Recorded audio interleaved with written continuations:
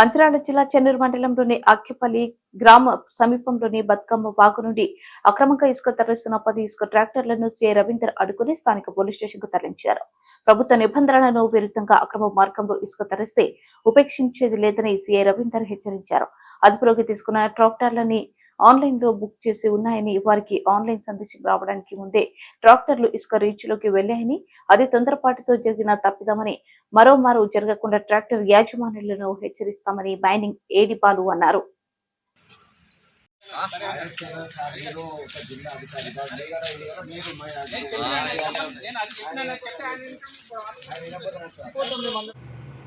చెన్నూరు మండలం సంబంధించినటువంటి ప్రజలకు మరియు అందరికీ ఒకసారి ఇంకొక విజ్ఞప్తి చేయడం జరుగుతుంది.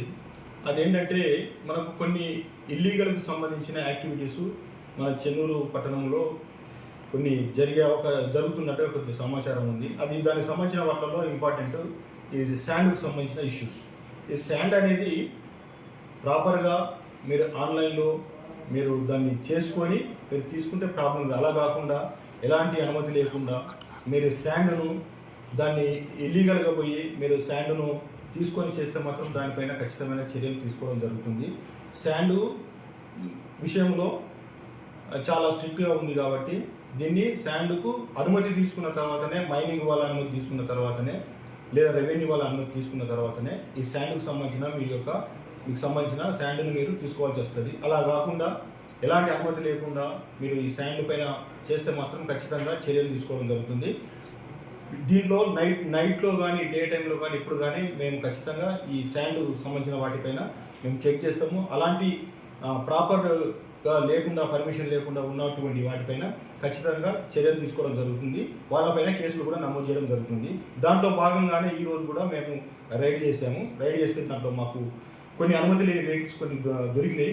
దాన్ని తీసుకొచ్చేసి పోలీస్ స్టేషన్లో కూడా మేము పెట్టడం జరుగుతుంది. మైనింగ్ అధికారుల వాళ్ళ తోటి తీసుకొని మైనింగ్ అధికారులు మేము కలిసిపోయి తీసుకోవడం జరిగింది.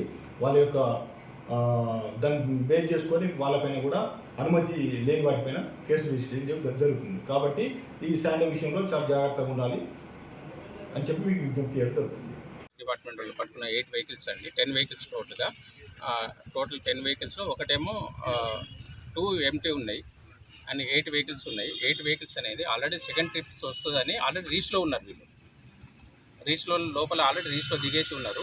ఆ 8 వెహికల్స్ కూడా మాకు ముందే ఆల్రెడీ మెసేజ్ 9:10కి మెసేజ్ వస్తుందని అక్కడ లోపల రీచ్లో దిగి ఉన్నారు. వాళ్ళకి ఆల్రెడీ యాజ్ పర్ మనకు మెసేజ్ ప్రకారంగా 9:10 కూడా మెసేజ్ వచ్చింది. టోటల్గా మనకు మెసేజ్ 80 వెహికల్స్ ఇక్కడ చెన్నూరులో 80 ఆల్రెడీ మెసేజ్. సెకండ్ టైం ట్రిప్కు ఆల్రెడీ 30 ట్రిప్స్ ఉన్నాయి ఇంకా ఆన్లైన్లో. దాంట్లో ఒక 8 వెహికల్స్ మాత్రం ముందే రావడం జరిగింది. అది మాత్రం మేము దాన్ని షూర్ అది వాళ్ళకు చెప్పి దాన్ని క్లియర్ చేస్తాము. అదే సార్ కూడా ఎక్స్ప్లెయిన్ చేస్తాము ఏంటిది అనేది కూడా. వాళ్ళు రోడ్ మీదకి ఏం ఎక్కలేదు.